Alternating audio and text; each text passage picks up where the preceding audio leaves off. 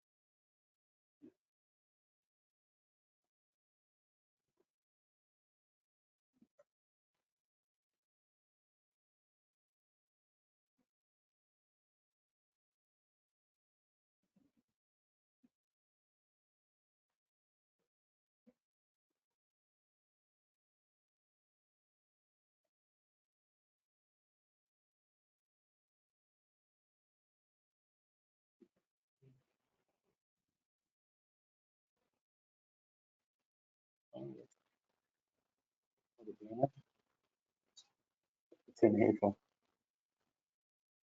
At the warehouse. That's okay.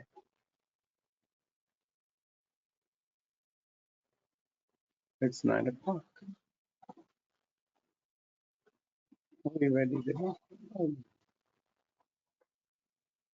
Let's just wait, Sam, until Christine will unmute and someone will introduce you and then you should be able to get going. Okay. Although I think I just saw Christine right after.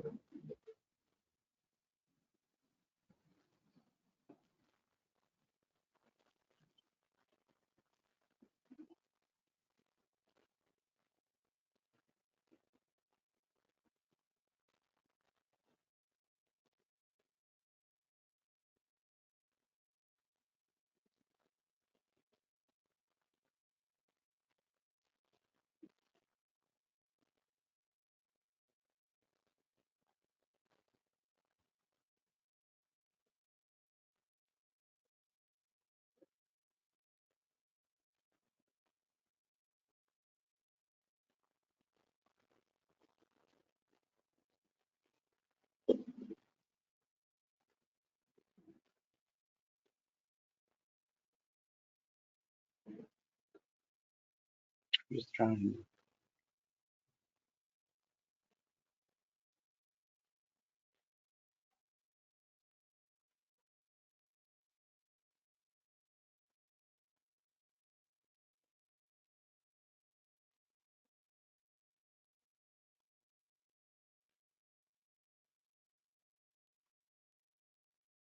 Probably not right here.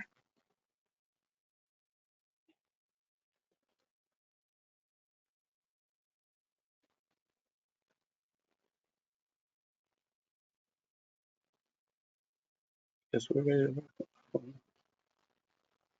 Close the door.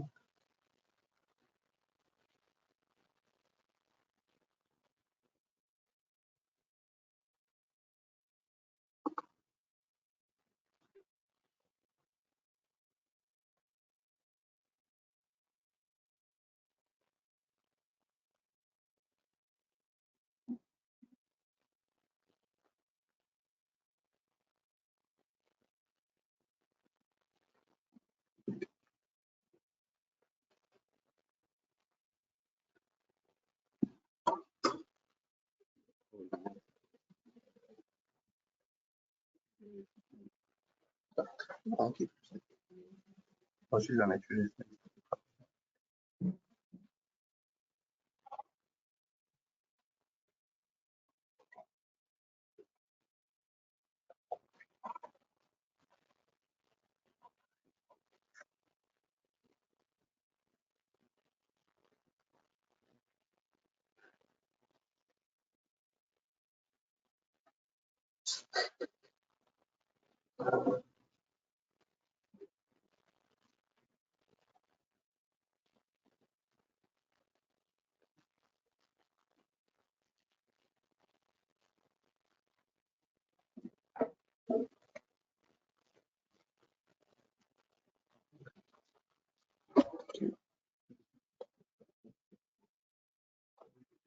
Oh.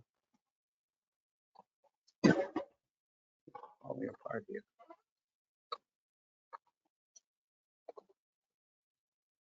There you go.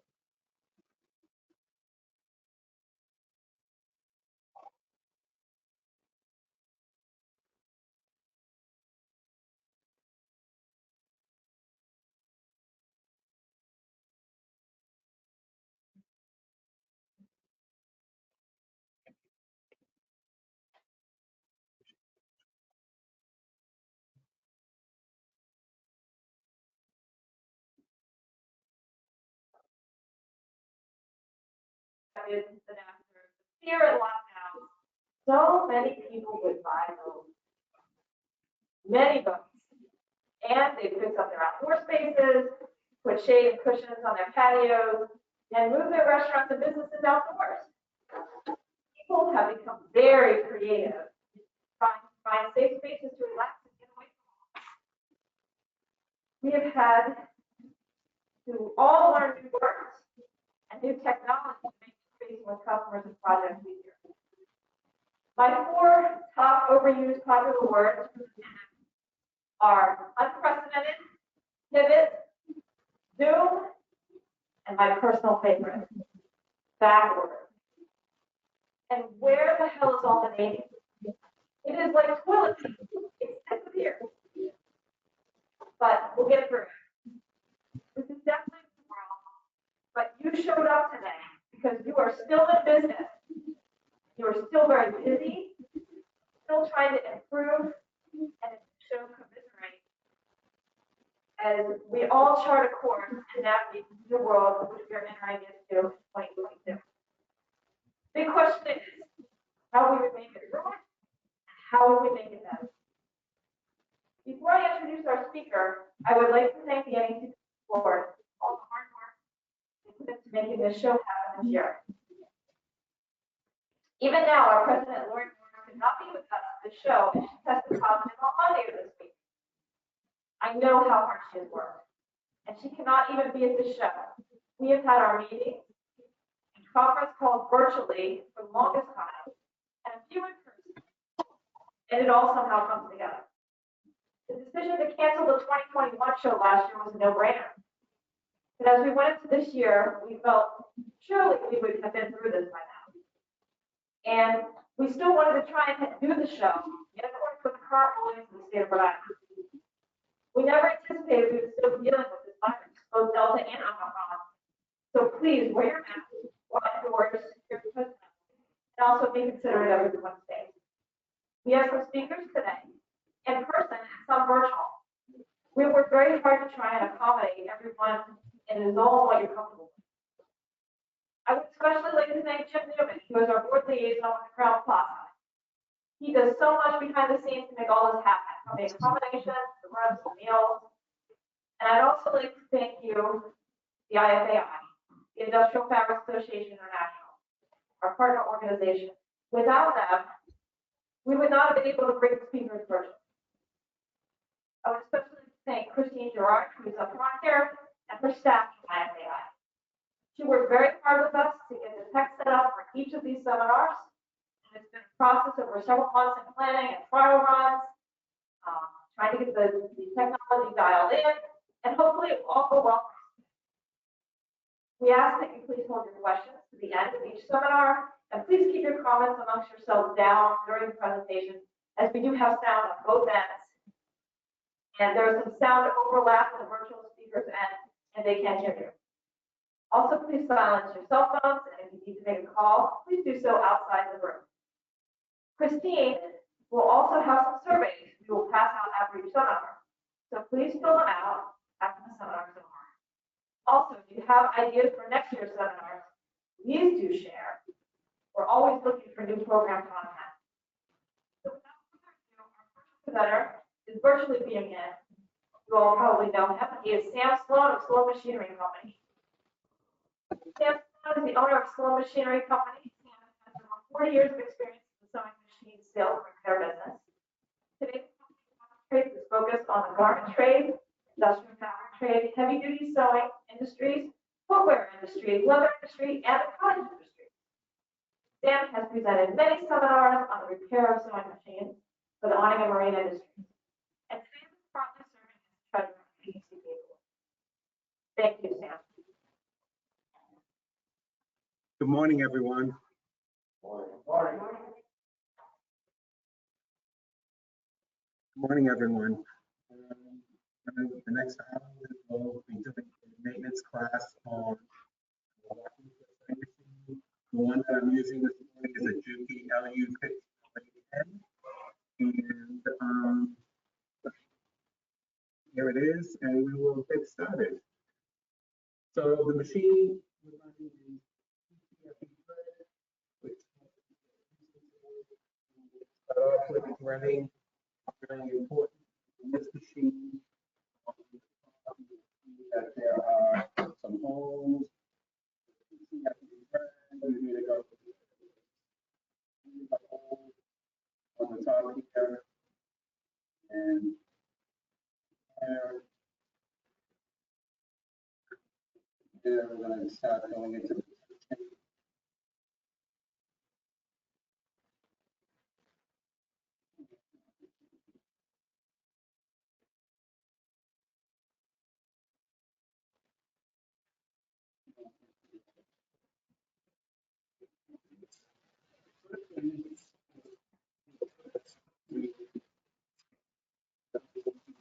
attention, and this is the thing, so it's not going to be dirty.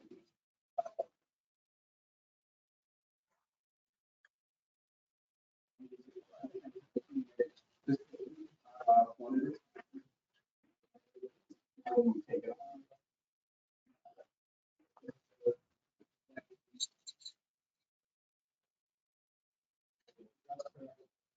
And then the disc itself.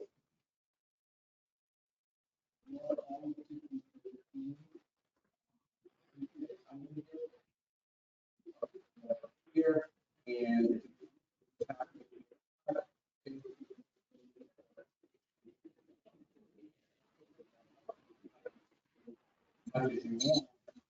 Sam, this is Aaron. I'm really sorry to interrupt you here, but your sound has gone out. I think you're too far away from your microphone. Okay. I think the microphone on your laptop probably needs to be closer to you. Okay. Can you hear me now? A little bit better. If you're facing away from your laptop and from the microphone on your laptop, you won't come in as clear. How is this? That's Is good. it better? Yes. Okay, so we're going to put the tension back together again. We put the disc back on. We put the other disc back on, the spacer, the spring, the little adjuster, and the tension knot.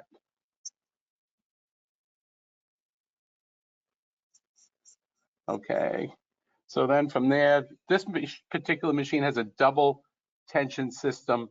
So because sewing with PTFE threads and all the heavy threads today, a double tension is much better for more consistent tension. So threading, we go through the tensions and now into the take-up spring. We're going to go in the middle of here, around the spring. And we're going to hear it click, bring it up above. And then from there,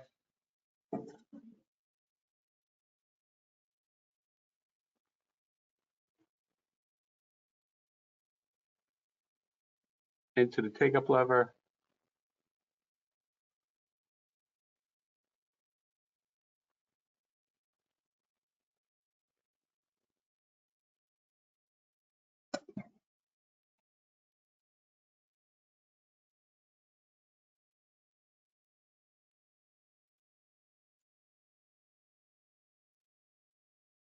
Okay, so we go in the take-up lever. Sometimes you should check the take-up lever to see if there's a cut in it. And what you would do is just take the string, your thread, and just go back and forth around. And if it shreds it, you know you have a cut. If you do have a cut, you can take some handy dandy emery cord, which is sandpaper on a rope, and you can clean it out. So you would just take it, put it through the take-up lever, and just clean it out, get that burr out of there, and then go from there until you put your thread in there and it does not shred the thread. Then from there we go, continue threading.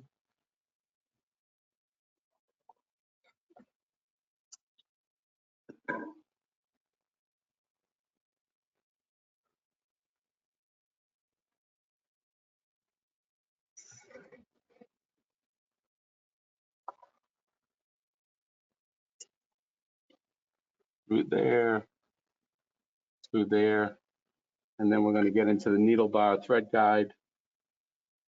And again, another test you can do when you do go into the needle bar thread guide,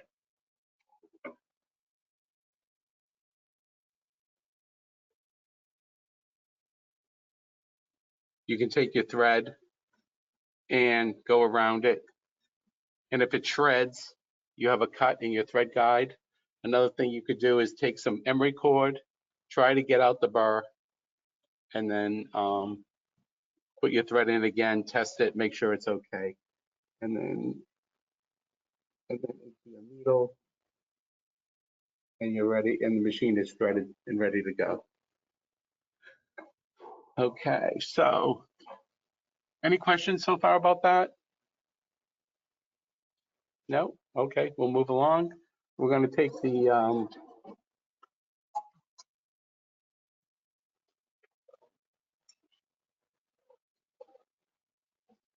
the foot off. You want to come on this side, maybe?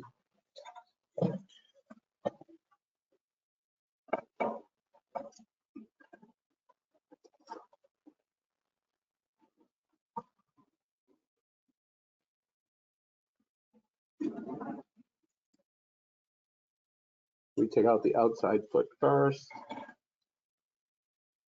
and then loosen up the screw.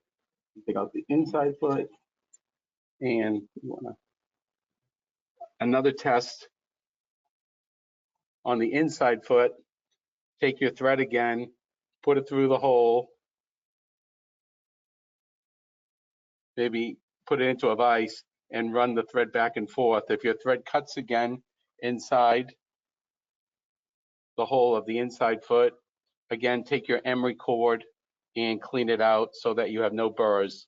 So if your thread is shredding on the top, you need to check your needle bar thread guide first, and then I would check your inside foot second. And we'll leave that off. And then from there, we're going to check underneath the hook, take off the throat plate. This is a throat plate. On the back of the throat plate, it has a little notch, and the bobbin case fits in there. You just want to make sure that's always good and clean and not rough. If it is really rough and has a cut in it, you need to like clean it off or either replace it. Take some fine sandpaper or maybe some flat emery cord, put into a vise and clean it out so that this part is really smooth because the thread has to go around that. And then from there, we go into the feed dog. We'll take off the feed dog of the machine.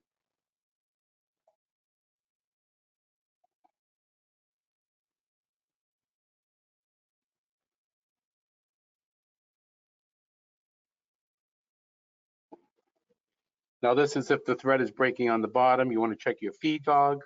So you're going to take your feed dog out. They have 2 screws in them usually.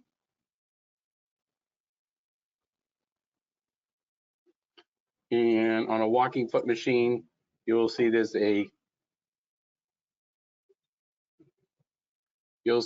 there's a slit where the needle goes through. Again, take your thread, put it through the hole, run it around, if it shreds, again, you can take your handy dandy emery cord and clean it out.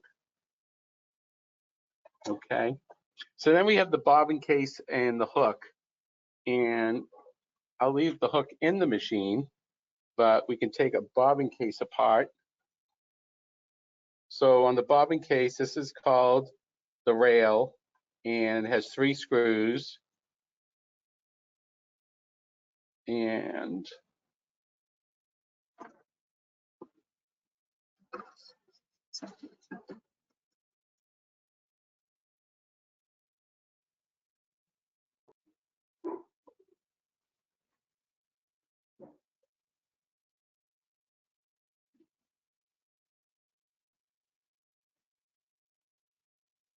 these screws are really tiny, so you need like a little tweezer or a magnet to help you take it apart. So we've taken off the Gibbs screw. This is called the rail of the hook. You all may want to check it, make sure that if it's got like an extra line in here underneath, that means your rail is worn. And if you take your bobbin case and you can move it inside the hook, that's also going to show you that your bobbin case is worn. So that's one way to see if your machine isn't sewing right. You can check that and see. So here's the bobbin case, here's the hook, and I'll just put that down.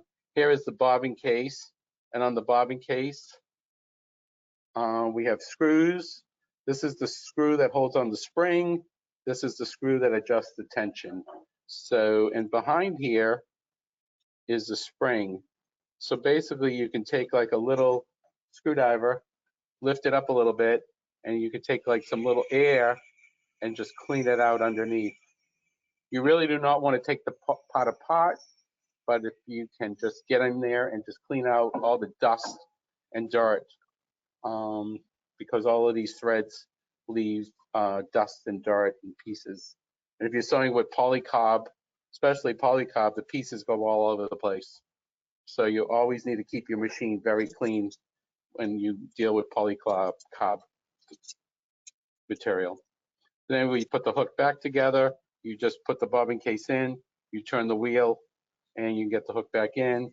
You put your gib back on, and then your screws, and then you're ready to go. And I would put the screws on with like a tweezer with a little teeny weeny screwdriver and go from there.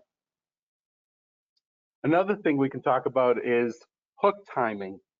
I mean, there's one way you can check the machine to see if your machine is in time.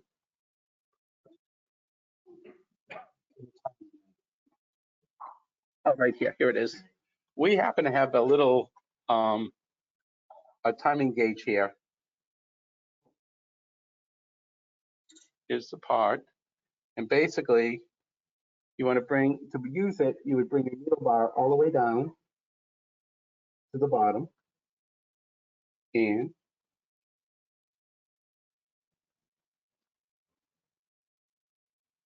you would just put this part on, tighten it,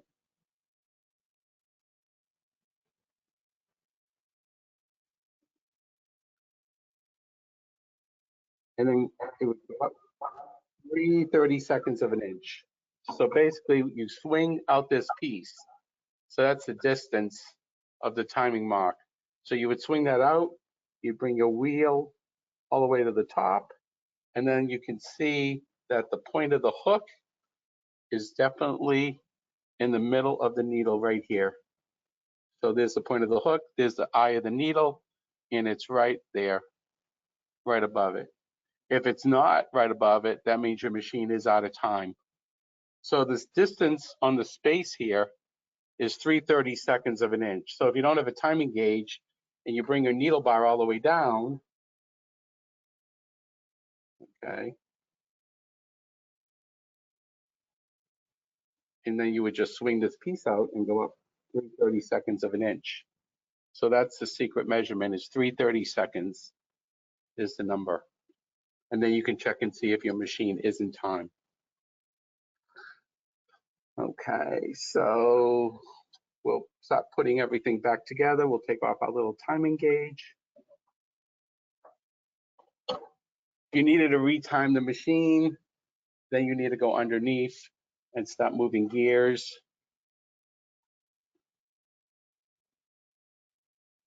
And time the machine. It would just be a gauge for you to let you know if your machine is not sewing properly. And we'll just put the feeder back on, and we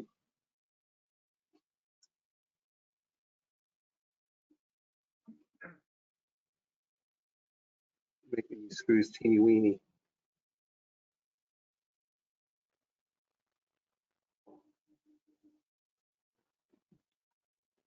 And when you work on a sewing machine,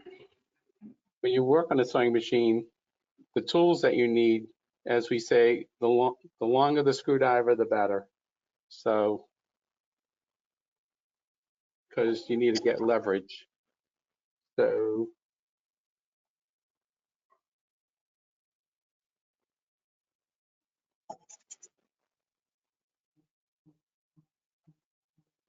you put everything back together. You're just not going to tighten it. You're just going to leave it a little loose.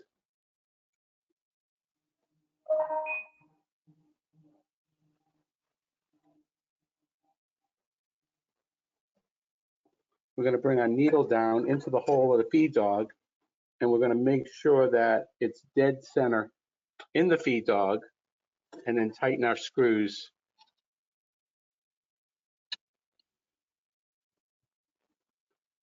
And our needle is definitely, you have play on both sides, so the feed dog is straight. If the feed dog was cockeyed, then you would be sewing cockeyed. So if you're sewing along and you're not sewing straight, your feed dog could be cockeyed.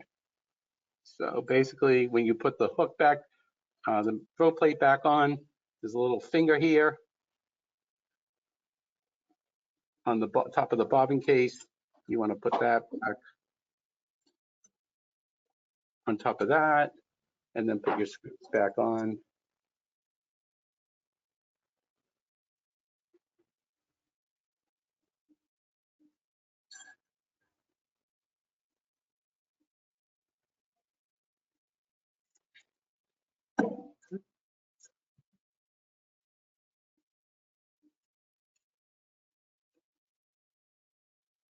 And then we'll tighten our throw plate. We want to make sure that little finger is under that little nub in the throw plate. A good thing when you do take your machine apart, kind of take pictures with your cell phone first and make sure that you see how everything is put together. And you see a longer screwdriver is better, and tighten everything. Okay. Is there any questions so far about that? Can we ask questions? Yeah. Yeah. You can Sam, Neil LaFrance from Cranky Yankee. I have your Adler machine. What would be the symptoms of bad timing? That's my first question. And Bad why would- timing? yeah, what would be a symptom of bad timing on your sewing machine? It's not picking up the thread. It's skipping.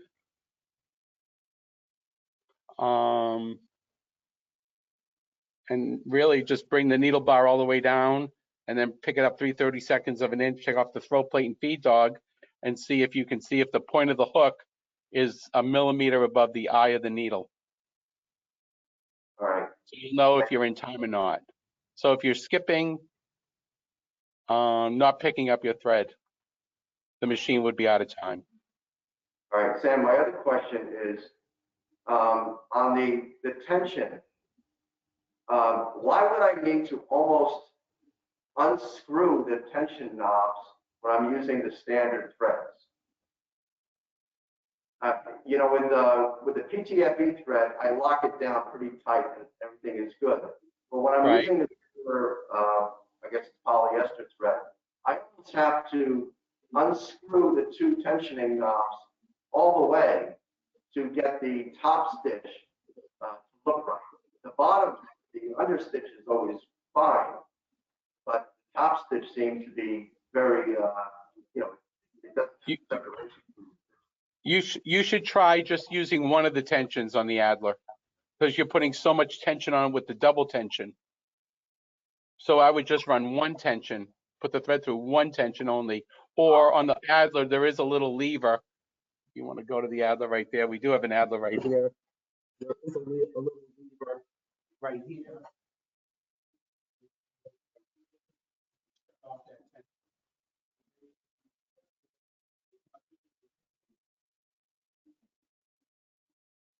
And we lost your audio again.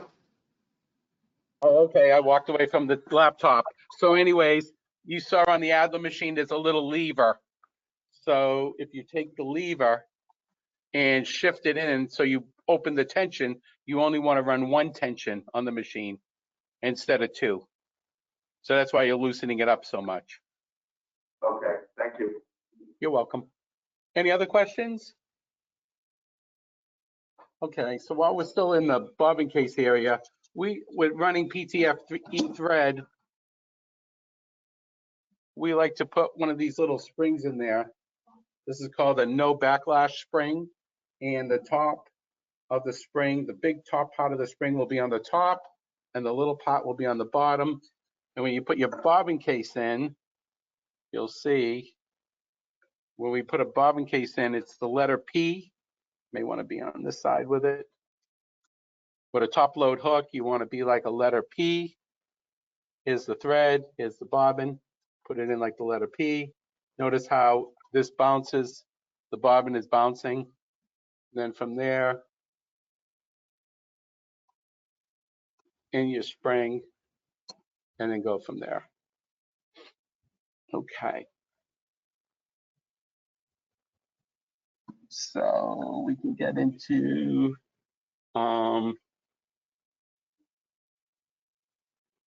other problems. But like, let's say you're sewing along and underneath there's a lot of knots. So if you tighten the tension and nothing happens, you may want to adjust the take-up spring, which is this spring right here.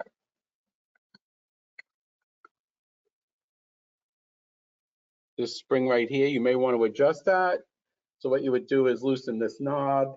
You put your handy dandy screwdriver on it, loosen the knob, turn it.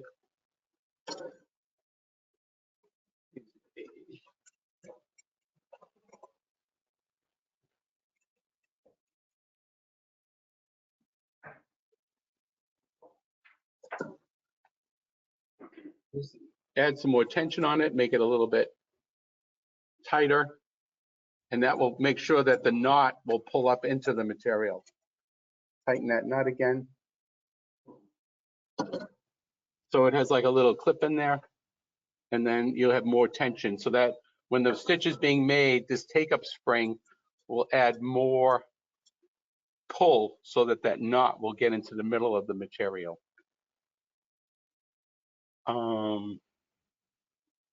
If you need more pressure on a machine, on the top of the machine here, this is for pressure. You want to add more pressure, it has a little nut. Loosen the knot. You need more pressure. You turn it down clockwise, no pressure, counterclockwise, and then tighten your nut up again. While we're in here, oiling. On this particular machine, it has a felt system where it runs with wicks. So you would put oil in there, make it very moist, and then from there, the oiling system will go all the way. You see these wicks into the machine here, all these wicks. So the oil from the top comes all the way over here. Make sure all these parts are being oiled. There is a part over here called the needle bar block, which is way in here, and it's a brass part. It does have a little wick, but we always recommend that you put oil in there because that's the one driving this part all the time. And it really needs oil. It should be oiled maybe like, if you take your machine and oil it once a week, and you get in there, it will stop the machine from having wornness in this needle bar frame. So if you get back home, you check your machine, and you see that this has play in it, it's moving. This part right here, If this pot's moving north and south, you know that your block is worn out. And that causes skipping. So you always want to make sure you keep that pot oiled so you don't need to replace that block. Okay, that's basically the whole front of the machine. This is a work system there. Also, on sewing machines, you'll see like a red circle around machines. That means that's where you need to oil them. So if you see red marks, you want to put oil there. In those holes. Along the back of the machine,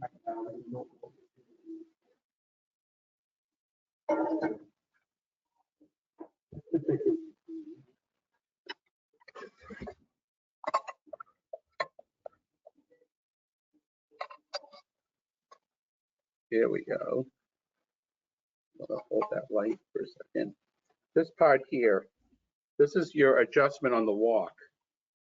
So to make the foot lift up higher, you would loosen that nut and push this part all the way down to the bottom.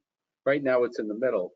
And if you don't want it to walk that much, you would bring the part up. But most people want to bring that part down because when you're working with materials, with foams and other types of layers that are squishy, you want that foot to lift up high enough. So you may want to consider to leave that part halfway, and then when you see if you're going into materials that are really spongy, you may want to bring that down so that your inside and outside foot lift up higher. Okay. And then from there,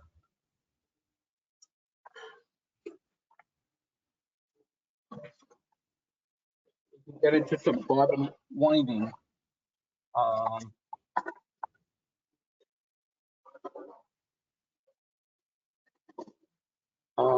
So basically, the machine is on. I've started to wind a bobbin. So on this machine, you would put that lever down and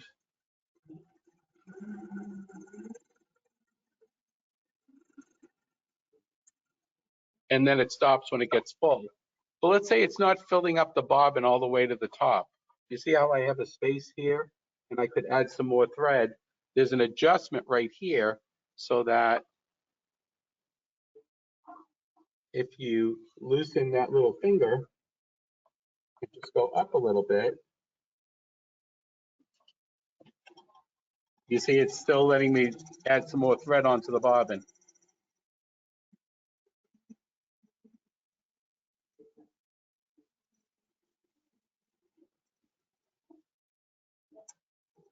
And it pops.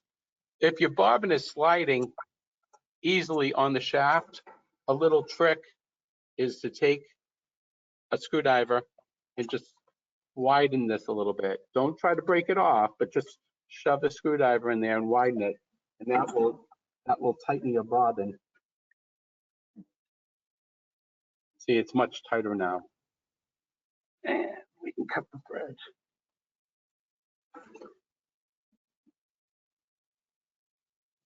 Okay, so that little adjustment will let you add more thread onto the bobbin. Stitch regulator on this machine is right in the front. Number 9 means long stitch. Number 3421 is a short stitch. We'll probably keep it in the middle. Reverse lever is right there. And another feature of a lot of the machines that have a safety clutch in it. So let's say you don't hold your thread to start and you pop the clutch. So basically what happens when you pop the clutch,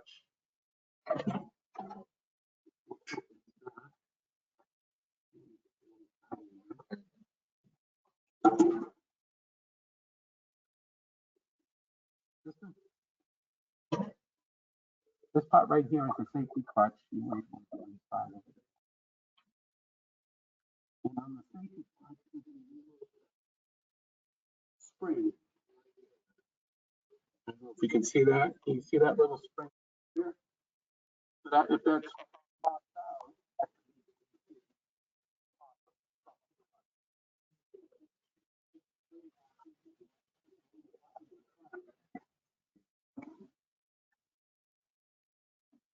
little button on the front. So what you want to do is turn your wheel. Turn your wheel and push this button right here. See how it's way in there? Up, turn the wheel, and then you want to hold the button, and then push the wheel backwards, clockwise, and then you'll hear the pop after you unjam your threads. Because you jam threads, it's going to make the pop. Sam, your audio is unclear again. I'm sorry. Okay. It's Move hard around. to bring around here. Okay, is this better now? So basically, we're talking about the safety clutch of the machine. To reset the clutch, you want to first unjam all your threads in the bobbin case. So after you rejam all your threads in the bobbin case, over here, you need to pop the clutch back in. So you push this button down, and then you turn the wheel clockwise, and you'll hear it pop right back in again. Okay. If your machine is, the belt is too loose, it will probably start squeaking on some of the motors today. You want to get back there. You have a belt system on some of the motors today. So this part right here is the belt tightener.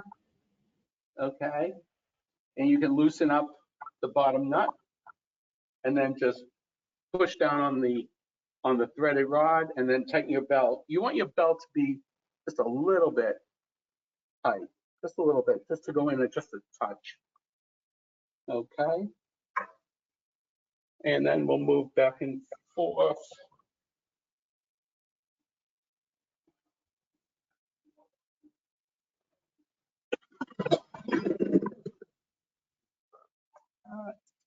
Maybe I get closer so they can hear me. This particular motor is it's a new state-of-the-art servo motor. So basically, as you sew, you can set this to stop needle down. And then when you heel back, it just lifts the material out of the work. So it will sew, stop, needle down, and then lift up and go needle up.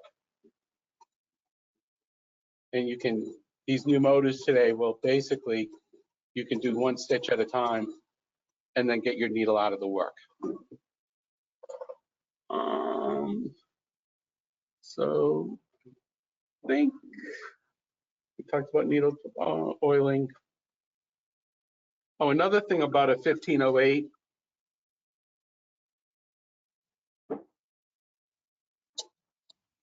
machine, to get some oil on the hook,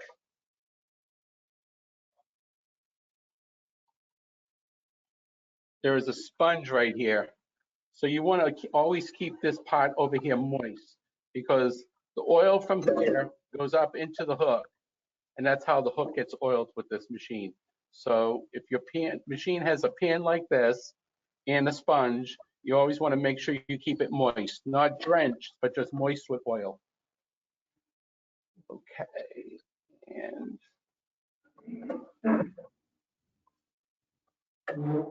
while we have the machine tilted back, this is the feed fork system here.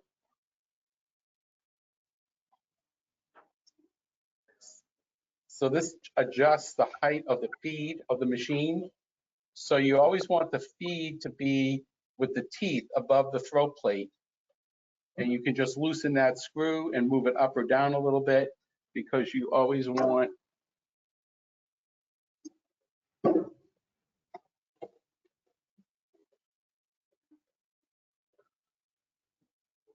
your feed dog. You see the teeth on the feed dog? Pretty hard. But right here, these teeth are just going to be above the throat plate, just the teeth, not any more than that. And then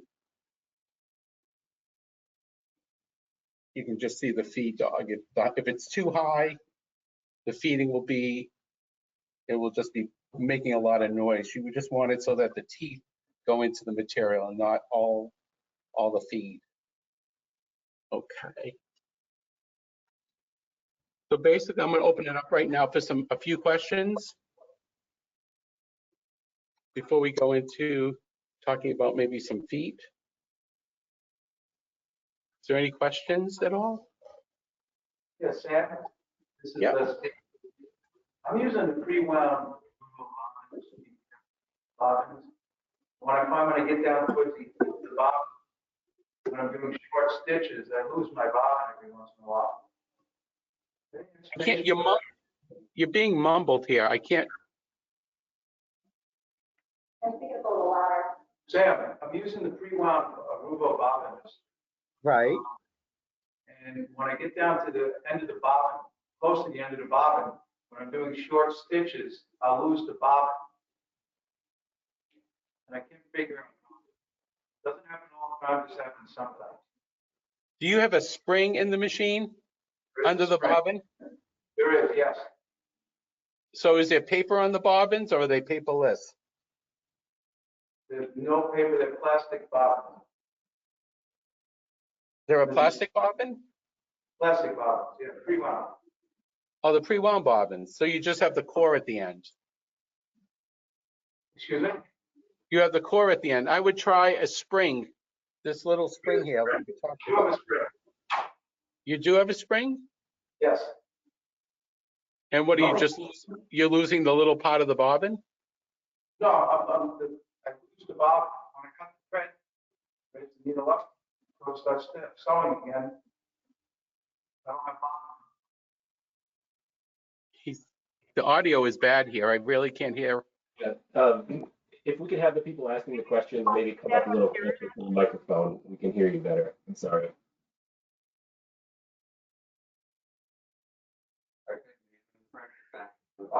Yes. So the thread goes back below the throat plate rather than being still above it. It pulls it back for some reason. Sam, did you hear that?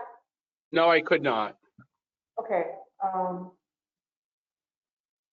thread is disappearing into the throat plate before he starts to stitch again.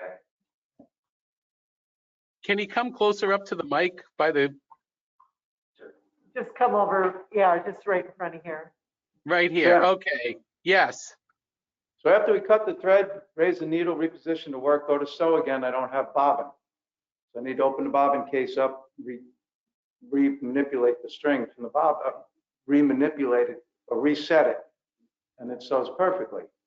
But the thread goes below the throat plate. Did you hear that, Sam? Okay. So basically you're saying that when you go, you put your bobbin in, it Mhm. goes, you put it through the spring Mhm. and then you bring it up and you try to sew, everything is fine. But Mhm. then you lose it. You lose the bobbin or the Yeah, lose tension is bad. The thread goes below the throat plate. The bobbin goes below the throat plate. I cut the thread, reposition the work, start to sew again, and I don't Okay, have bobbin. Are you holding, is the bobbin thread outside? It's in You the have it bobbin. outside At that point, the end of the bobbin thread is inside the bobbin case. No, it needs to be, you got to have the thread outside on top of through the feed dog on the top. I understand that. So after I'm done sewing and I cut the thread, finish sewing, bobbin, It sucks it back in. thank you. I think your bobbin thread needs to be longer. Have you tried like stopping on another piece, cutting your material and then sew up against it? Take a scrap, sew up to what you're sewing and then go continue and then put your new piece in again and then cut the bobbin thread. Do you see what I'm saying? I understand. So if you sew along, you stop here, add a piece of scrap next to it, sew onto it, okay? And then put your next piece up against it and just continue sewing again. What only happens when I cut the thread. So when I raise the needle and my machine cuts the thread. Right, your thread's cutting too short.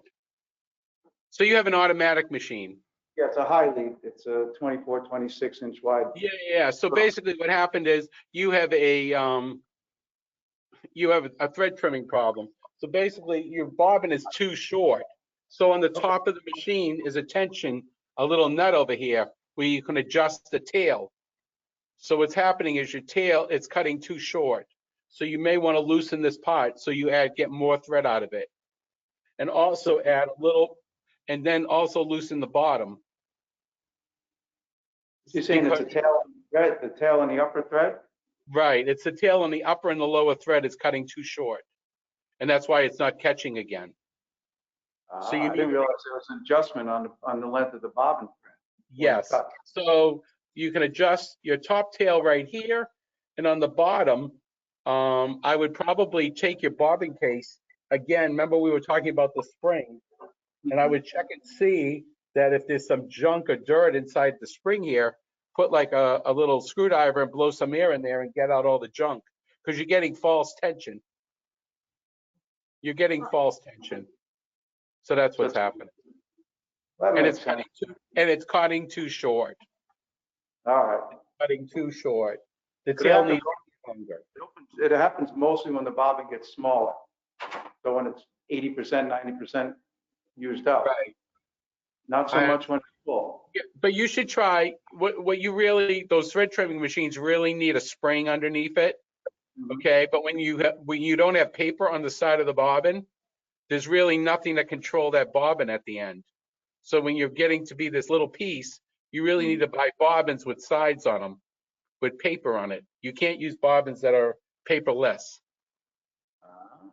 All right, well, that's a good point. Thank you. All right, you're very welcome. Is there any other questions? Hey, Sam, Tanya here. Hey, Tanya. I have a question. At the beginning, you took that bobbin apparatus completely out, and I did not see that. Can you go over that just again? Because I have problems getting under there cleaning, and I'd like to be able to take mine out, but I want to feel comfortable. Now, do you have a top load hook or a side load hook? I have a top load. So you have a top load. So basically on the hook itself, Yep. there's 3 little screws on the gib. So you want to take out these little screws, and you really need a really small, teeny weeny screwdriver. So after you take out the little screws, you're going to take out the rail. And then you're going to basically turn the hook. And then if you turn the hook with the machine, this bobbin case comes out. So then I'm not going to screw up anything with the hook. Right? I said I'm not going to screw up anything with the hook if I take that bobbin case out. No. So basically what you can do is you can take a brush and you can go inside the hook here and clean it out, okay? And then also on the bottom of the bobbin case, you will see so much stuff here. There'll be so much junk, all right? Right here, so that you just want to clean it all out. Right. Okay, and then definitely take the spring, bend it back just a little bit, blow some air in there. You know, if you blow some air in this whole part, you know, you'll get all the junk off of it. Okay? Okay, great. I'll call you if I have questions. All right. If anyone has any questions after this, I mean, feel free to contact me and, you know, we'll try to help you. Okay? And then the last couple minutes, we gave you some sheets here on some new types of feet that we have. I know a lot of people have been wanting like zipper. Oh, is there another question? Go ahead. I'm sorry. Sam, our 1508, what was brand new, when you lubricate that, particularly from the top, I got the rubber stoppers on the top of the machine. I always thought there was grease inside, so I never oiled it. Should I actually remove them, the rubber stoppers on top, or just put oil in it? I would just oil it all up. Take off the rubber stoppers and put oil through there. Okay, all right, thanks. Or a heavy oil. Heavier than probably sewing machine oil, just a little bit heavier. Okay. Anything else? Sam, you have about 9 minutes left. Okay, so we can talk about some feet. You have some brochures there, and we can talk about like on walking feet machines.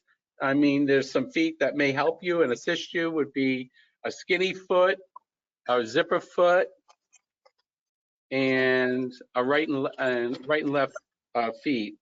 So this is, as you see, a skinny foot. I don't know if we can get in here. We can probably go here. You want to bring the camera over so you can see that. So these are much skinnier feet for a regular foot, skinny foot if you want to get close to material. Then we have zipper feet.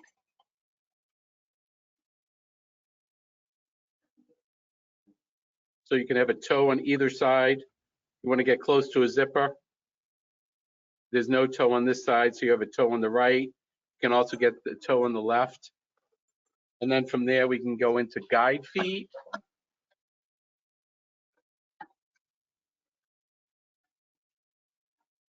Any size, 3/16, left, right. Okay. Yeah, that's fine. Oh, it's Juki. So that's for Juki. So here's a guide foot if you want to, as you sew down a seam and then you want to open it up, and on the outside, you want to run inside the seam. There's guide feet. If you want to, they come in different widths. So if you want to just sew 3/16 on each side, which is like top stitching. So these are like top stitching feet. And they come right and left. If you don't want to do a double needle machine, you can just top stitch and just use a guide foot like that.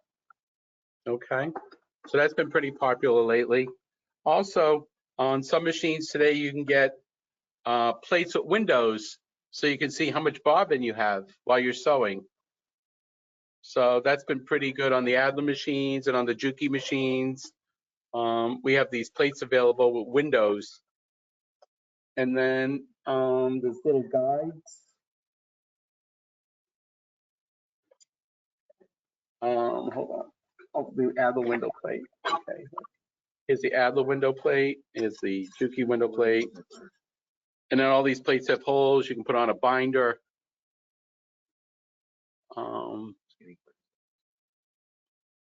And you can go from there with that on these types of different feet with different types of plates with windows. Sam, can you show, do you have any of the binder plates set up, ready to go? Yes, there's one on that 1508 back there. I just want everybody to know that these make life so much easier to just buy the binder attached to the plate, because you can just slide it right in and go. Yeah, it's And already, it would already be pre-adjusted. Yeah. Hold on one second. Let me go get one. They're really great as a time saver. You can't do everything on it if you're sewing really, really thick. That's good, but if you're doing one layer of umbrella, like a morning cover, or 2 layers of umbrella, it makes it so much easier. You just slide a plate and you go. So you're fine. You don't have all the stuff to do done where it's totally worth it. There we go. Yeah, So here's a slide plate. And we have these little gadgets here, these little attachments where you can add, this is a 3/4 inch umbrella folder, and you preset it and you just slide it in. It's all adjusted and you're ready to go. Once you adjust it and set it up exactly where you want your stitch to be, your stitch margin, you're ready to go. And you can also get 1 inch, and there's 1.25 inches if you want to do carpeting. You want to put a thin carpet, you want to put a binding on it, the 1.25 inch umbrella, you can get the binder in that size. So they come in different sizes, 3/4, 7/8, 1 inch, inch and 1/4. Okay. So it's already pre-set up for you. And then also you can put like a little edge guide on here, a fence, and you can just sew a 1/2 inch margin, 3/4 inch margin, whatever you want. Okay. Any questions at all about the feet? Oh, another thing you can get is this little handy dandy timing gauge, which we showed already. That's something, check your timing in your machine. What's the time? We got a minute left, I think. Anything Hi, Sam, else? it's Katie. Hey, Katie. Hi, I have a question for you on the sheet that you gave us. If you look at the sheet like a tic-tac-toe board, the double welching foot in the middle of the page. Right, double cording. So do you use one or the other? Because with the welching foot machine? You could use one or the other. So you could put on one side and the other. So here's what the foot looks like. It's got two channels. I don't know if you can see that or not. Let me get a light on it.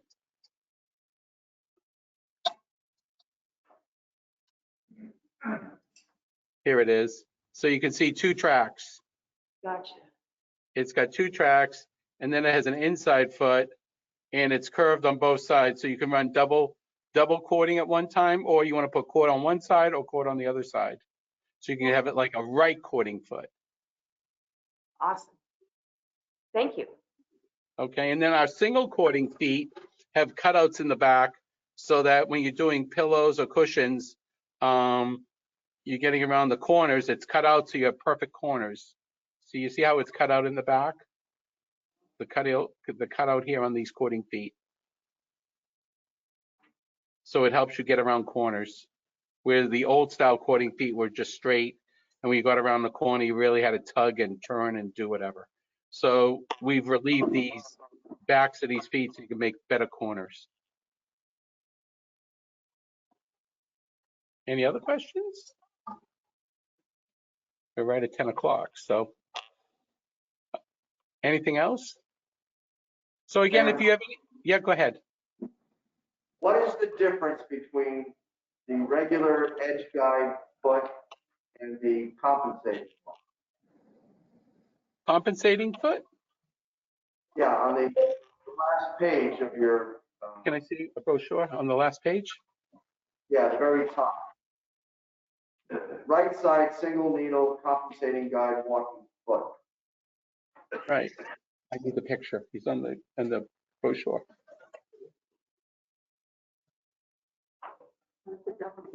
So compensating foot, you could use the guide feet, either or. So compensating foot, you can use it, put it on the side of two pieces of material and keep that distance so you're sewing in from the edge. Do you see what I'm saying? Or you can run it down a seam. Okay, is there a standard in the industry of what? Yeah, 3/8 is standard. Like when you look at a piece of furniture or a car seat or something like that, you'll see on the center and to the right, it's going to be 3/16 on each side. So 3/16 plus 3/16 is 3/8. So that's the standard in the industry. Okay, But so you can get it down. 3/16. Right. 1/8 is kind of narrow because that's going to be a quarter.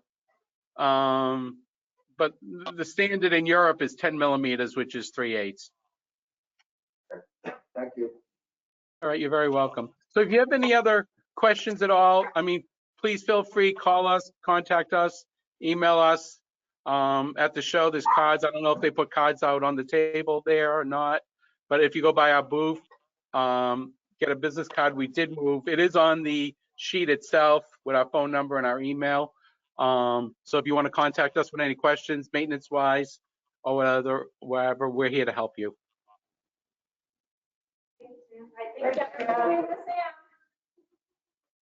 Thank you, Sam. Thank you. Thank you for the NECPA for giving me this opportunity to make this presentation to you. And we hope you have a great show and be safe and be healthy. Thank you. Take care. Bye now.